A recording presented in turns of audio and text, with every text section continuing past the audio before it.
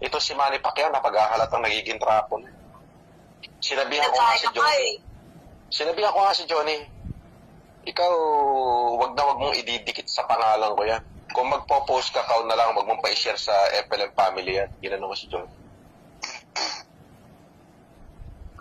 Alam mo may utang sa akin yan eh, hindi pa nagbabayad eh. Malatuba yan. Si Manny. 30 million ang utang sa amin yan. 30,200,000 US dollar. Wow. 2018 yun. That would be 1,700,000,000. Ano ng tinapay? Laki. Oh, Consistent of what po yun? yung Matisipay. Construction. Pacquiao Matisipay. Okay. Pinromote niya mag-isa, nangutang siya sa amin.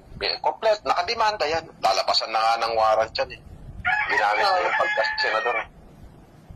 Ayun. Alam ni Yama yan. Nakita ni Yama yan.